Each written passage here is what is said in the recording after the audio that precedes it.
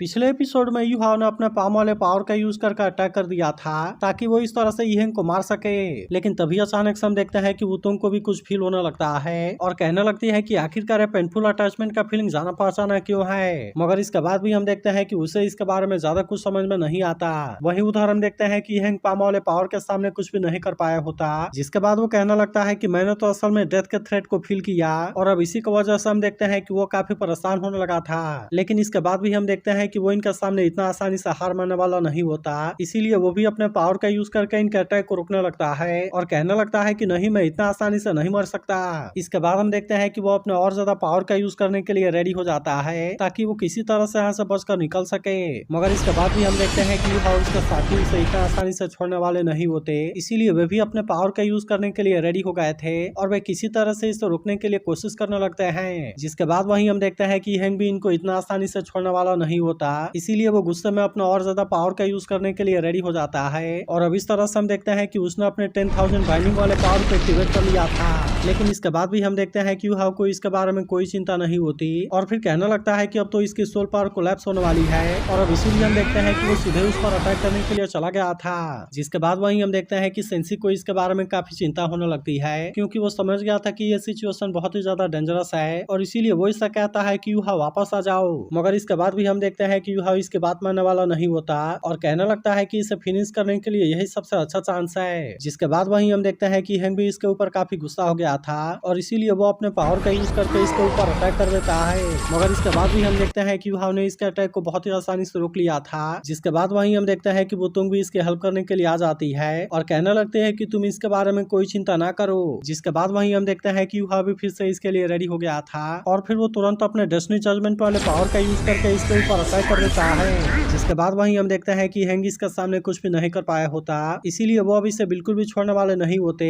और फिर लगातार इसके ऊपर अटैक करना शुरू कर देते हैं। जिसके बाद वहीं हम देखते हैं कि वुतोंग भी इसे छोड़ने वाली नहीं होती और वो भी लगातार इसके ऊपर अटैक करना शुरू कर देती है। इसके बाद हम देखते हैं कि उसने अपने गोल्डन ड्रैगन गॉड स्पीयर को भी एक्टिवेट कर लिया था और फिर इसका यूज करके वो तुरंत इसके हेड के ऊपर अटैक कर देती है। लेकिन इसके बाद भी हम देखते हैं कि हेंग को मार पाना इतना आसान नहीं होता और फिर वो कहने लगती है कि इसका बुल हेड तो सच में काफी टफ है। लेकिन तभी हम देखते हैं कि युहाव भी इसके हेल्प करने के लिए रेडी हो गया था और अब इस तरह से वो अपने सोल एक्सप्लोजन शॉक वाले पावर का यूज करके अटैक कर देता है। जिसके बाद वहीं हम देखते हैं कि हेंग आखिरकार इसके सामने कुछ भी नहीं कर पाता और इस तरह से वो इसमें बहुत बुरे तरीके से इंजर्ड हो गया था। मगर इसके बाद भी हम देखते हैं कि उसे इस पर यकीन नहीं हो रहा होता और कहने लगता है कि नहीं, मैं इसे एक्सेप्ट नहीं कर सकता। तब इस पर युहाव उसे कहने लगता है कि जब तुमने एविल सोल मास्टर के साथ मिलकर मुझे और मेरे फ्रेंड को घेरा था तो फिर क्या तुमने कभी सोचा था कि उसका अंजाम ऐसा होगा। जिसके बाद वहीं हम देखते हैं कि हेंग अब कुछ भी नहीं कर पाता और फिर मरकर वो नीचे गिरने लगता है। तभी सेंसी कहने लगता है कि हम उसके सभी सोल गाइड डिवाइस को डैमेज नहीं होने दे सकते और अब इसीलिए हम देखते हैं कि वो इसके पास वाले सोल गाइड को बचाने के लिए कोशिश करता है। जिसके बाद युहाव सोल गाइड को कलेक्ट करने की जिम्मेदारी जियांग और चियू को देता है। जिसके बाद वहीं हम देखते हैं कि वे दोनों भी इसके लिए रेडी हो गए थे और इसीलिए हम देखते हैं कि वे तुरंत इसके लिए निकल जाते हैं। तभी इसी बीच हम देखते हैं कि हेंग के लोग भी यहाँ पर आ गए होते हैं, लेकिन अब उनको भी पता चल गया था कि इनका कमांडर मारा जा चुका है। जिसके वजह से हम देखते हैं कि वे इसके बारे में रिपोर्ट करने के लिए वापस चले जाते हैं और कहते हैं कि हमें इसका बदला जरूर लेंगे। वहीं उधर सेंसी कहने लगता है कि इसका सोल गाइड डिवाइस तो असल में बहुत ही कीमती ट्रेजर है। जिसके बाद वहीं हम देखते हैं कि दाई हाउ भी इस बात से पूरी तरह से हैरान हो गया था और कहने लगता है कि मुझे तो यकीन ही नहीं होता कि मैड बुल डाउलो इस तरह से मारा गया। वहीं उधर हम देखते हैं कि युहाव के सभी साथी काफी खुश होते हैं और उन्होंने ईहेंग के पास वाले सारे सोल गाइड डिवाइस को ले लिया था। तभी दाई हाउ भी कहने लगता है कि ये तो असल में लेवल 9 वाले सोल गाइड मास्टर का बॉडी है, जिसके वजह से ये इंटेलिजेंस एम्पायर के लिए बहुत ही ज्यादा कीमती होगा और आज तक असल में हिस्ट्री में ऐसा कभी भी नहीं हुआ था और ईहेंग ऐसा पहला है। वहीं उधर हम देखते हैं कि सेंसी को युहाव के बारे में चिंता होने लगती है और इसीलिए वो उसके पास आकर पूछता है कि तुम कैसे हो। तब इस पर युहाव उसे कहता है कि मैं ठीक हूँ। जिसके बाद सेंसी उसे बताता है कि सभी सोल गाइड कलेक्ट कर लिए गए हैं। इसके बाद हम देखते हैं कि युहाव ने ईहेंग की बॉडी की जिम्मेदारी दाई हाउ को दे दिया था और फिर उसे कहता है कि अभी आपके हाथों में है। जिसके बाद वहीं हम देखते हैं कि दाई हाउ भी इसके लिए रेडी हो गया था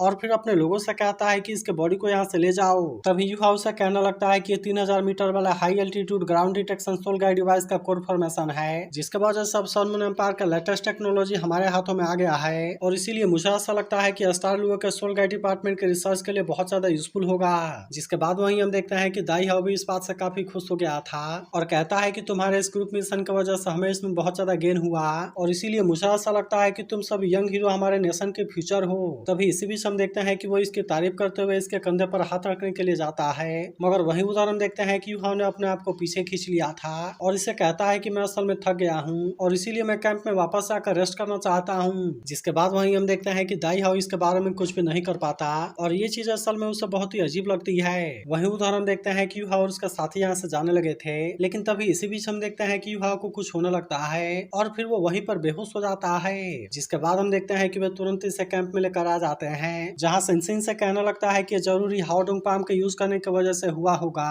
और इसीलिए हो सकता है कि इसके वजह से वांग के लिए उसका इंटेंस लॉन्गिंग ट्रिगर हो गया हो। अब इसी वजह से हम देखते हैं कि वे उसे डिस्टर्ब नहीं करना चाहते और वे उसे रेस्ट करने के लिए छोड़ देते हैं, लेकिन तभी इसी बीच हम देखते हैं कि वुतोंग ये सारी बातें छुप कर सुन रही थी। जिसके बाद वहीं हम देखते हैं कि युहाओ को वांग के बारे में याद आने लगा था और इसीलिए वो उसके बारे में याद करते हुए कहने लगता है कि क्या तुम अभी भी जिंदा हो। फिर वो कहने लगता है कि जब मैं तुम्हें हॉट इंसेक्ट में छोड़ने के लिए गया था तब उस समय अंकल न्यू और अंकल ताई मेरे लिए बहुत ही ज्यादा कोल्ड थे और इसीलिए मुझे ऐसा लगता है कि ये सब तुम्हारे कोमा में जाने की वजह से था। इसके बाद हम देखते हैं कि वो फिर से उसके बारे में याद करने लगता है और कहने लगता है कि अगर सच में तुम इस दुनिया को छोड़कर चली गई हो तो फिर मैं चाहता हूँ कि तुम मुझे भी अपने साथ ले चलो। तभी इसी बीच हम देखते हैं कि वुतोंग भी इसे देखने के लिए आ जाती है और कहने लगती है कि उसने जो पाम टेक्निक यूज किया था आखिरकार वो क्या था और फिर अचानक से मुझे सैडनेस क्यों फील हुआ था। वहीं उदाहरण देखते हैं कि प्रिंसेस जियो भी इस बात से पूरी तरह से हैरान हो गई थी और कहने लगती है कि क्या युहा और उसके साथियों ने सच में यिहेंग को मार दिया। तब इस पर दाई हाउ से कहता है कि हाँ। वहीं उधर याओहेंग सोचने लगता है कि मैं तो युहा से 5 साल बड़ा हूँ, लेकिन इसके बाद भी आखिरकार उसने मुझे इतना आसानी से पीछे छोड़ दिया।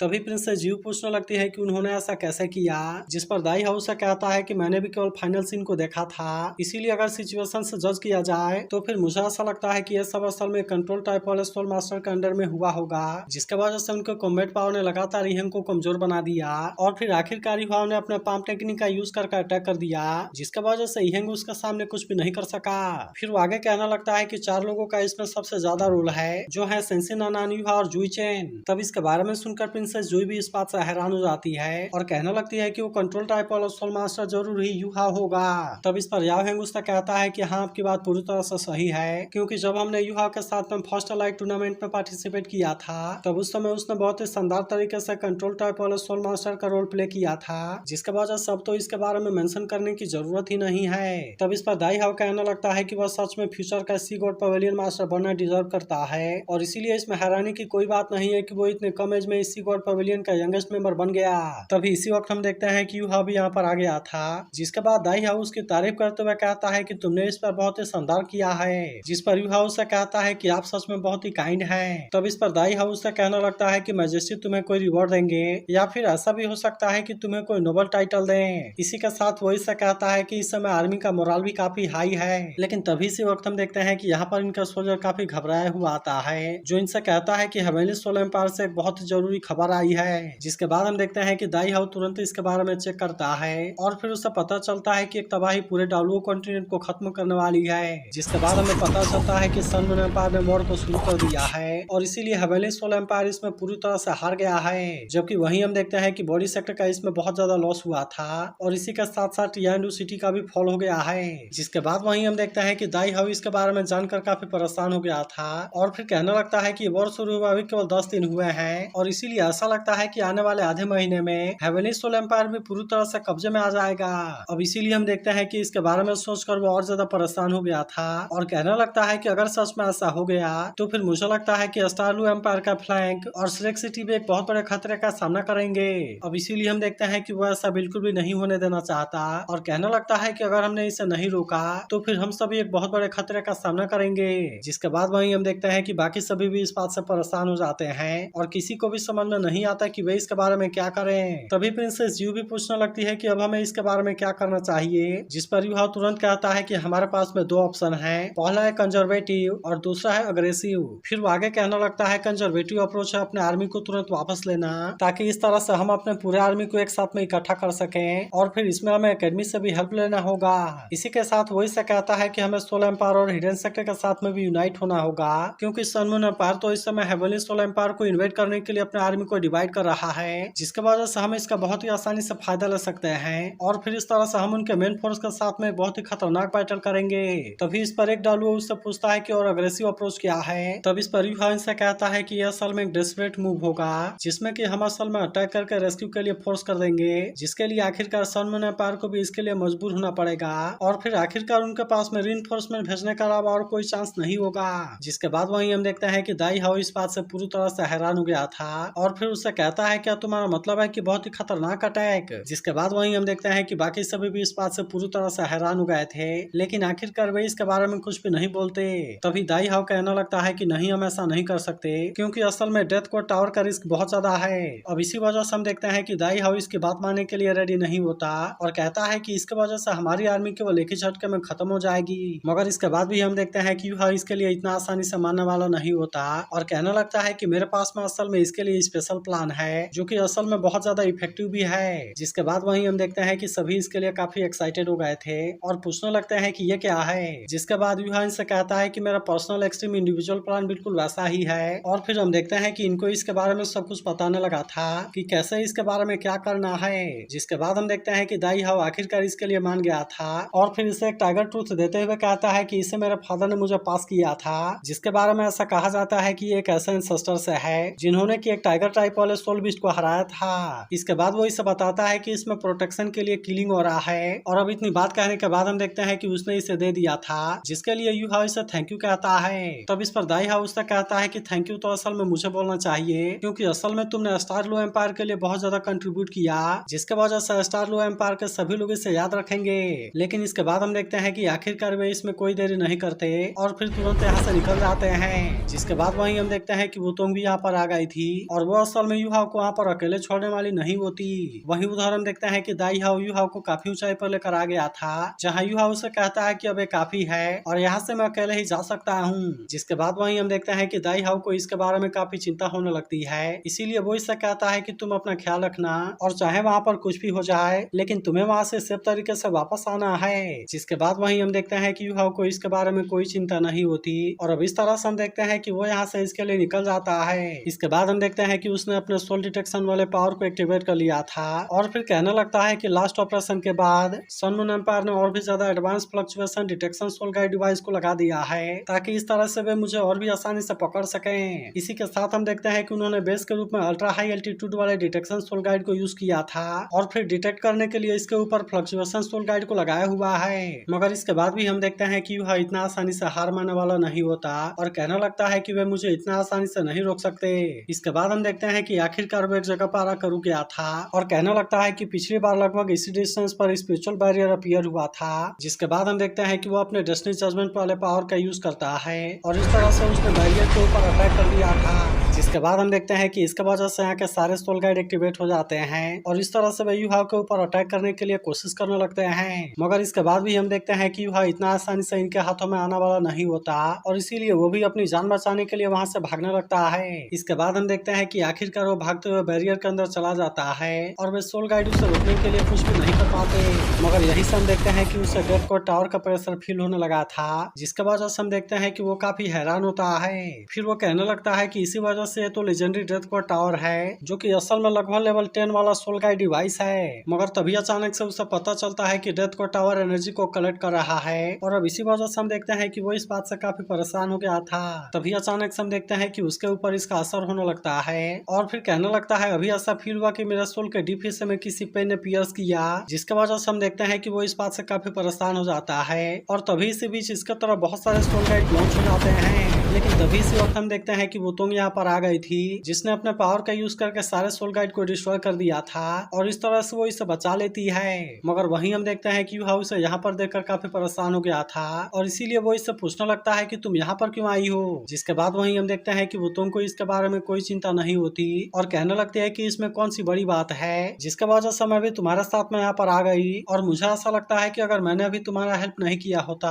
तो फिर तो तुम इसमें बहुत बुरे तरीके से इंजर्ड हो गए होते। तब इस पर युहाव थोड़ा सा गुस्सा होते हुए कहता है कि इतना बड़ा रिस्क लेने की तुम्हारी हिम्मत कैसे हो गई, क्योंकि ये जगह ऐसी नहीं है कि जहाँ पर तुम्हें होना चाहिए। लेकिन अब आखिरकार हम देखते हैं कि वो इसके बारे में कुछ भी नहीं कर सकता था, इसीलिए वे तुरंत अपनी जान बचाने के लिए वहाँ से भागने लगते हैं और फिर वुतोंग उससे पूछने लगती है कि बताओ अब आगे क्या करना है। तब इस पर युहाव उससे कहता है कि अब से तुम्हें मेरे कमांड को फॉलो करना होगा। इसके बाद वो इसे कहता है कि मैं सीधे तुम्हें माउंटेन में लेकर जाने वाला हूँ, इसीलिए मैं चाहता हूँ कि तुम हर एक चीज को डिस्ट्रॉय करने पर फोकस करो और मेरे बारे में चिंता ना करो। जिसके बाद वहीं हम देखते हैं कि वुतोंग भी इसकी बात मानने के लिए रेडी हो जाती है और अब इस तरह से वे अपनी जान बचाकर भागते हुए आगे जाने लगते हैं। इसके बाद हम देखते हैं कि वे इस तरह से टावर के काफी नजदीक में आ गए होते हैं, लेकिन तभी अचानक से हम देखते हैं कि वहाँ पर एक सोल गाइड एक्टिवेट हो गया था, जिसके वजह से वो इनको आगे जाने से ब्लॉक कर देता है। जिसके बाद वहीं हम देखते हैं कि युहा भी इस बात से काफी परेशान हो गया था और कहने लगता है कि ये तो असल में लेवल 7 वाला लाइट अप रिजेक्शन है, जिसका केवल एक ही फंक्शन है, टारगेट को दूर रखना।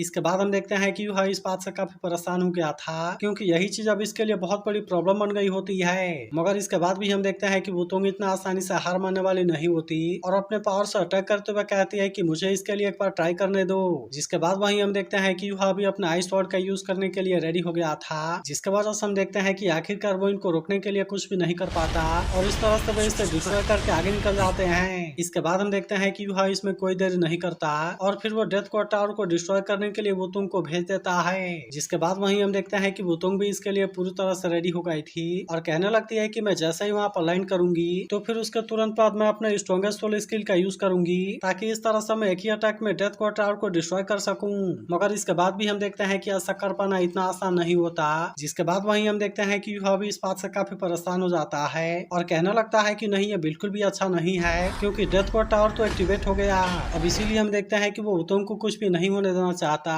जिसके बाद वो तुरंत स्वानु रिप्लेसमेंट का यूज करके खुद वहाँ पर आ जाता है, जिसके वजह से हम देखते हैं कि उसने वुतोंग को तो बचा लिया था, लेकिन आखिरकार हम देखते हैं कि वो खुद इसका अटैक के सामने आ जाता है, जिसके वजह से वो इसे रोकने के लिए कुछ भी नहीं कर पाता और अब इस तरह से हम देखते हैं कि वो इसमें फंस जाता है। जिसके बाद वहीं हम देखते हैं कि वो तुम भी इस बात से काफी परेशान हो गई थी, इसीलिए हम देखते हैं कि वो तुरंत इससे बचाने के लिए जाने लगती है। जबकि वहीं हम देखते हैं कि युहा उस पार में बहुत बुरे तरीके से फंस गया था और उसे देख ऐसा लग रहा था कि वो इस पार से अब नहीं बच पाएगा। मगर अभी भी हम देखते हैं कि वुतोंग इतना आसानी से हार मानने वाली नहीं होती और वो इसे बचाने के लिए जाने लगती है। वहीं दूसरी तरफ हम देखते हैं कि बाकी सभी लोग भी इसे ध्यान से देख रहे थे और उनको भी इसके बारे में काफी चिंता होने लगती है। वहीं उधर हम देखते हैं कि वुतोंग भी इतना आसानी से हार मानने वाली नहीं होती और वो युहा को बचाने के लिए पूरी कोशिश करती है। वहीं उधर हम देखते हैं कि लुओली भी युहा के बारे में याद कर रहा था, जहाँ युहा ने उसे कहा था कि अगर मैं वहाँ से वापस नहीं आ पाऊँ तो फिर तुम उनको असली सच्चाई बता देना। तब इस पर लुओली ने पूछा था कि क्या आपने डिसाइड कर लिया है, जिस पर युहा ने कहा था कि नेशनल क्राइसिस में तो पूरी तरह से अननेसेसरी है। मगर इसके बाद भी हम देखते हैं कि लुओली से इतना आसानी से नहीं खोना चाहता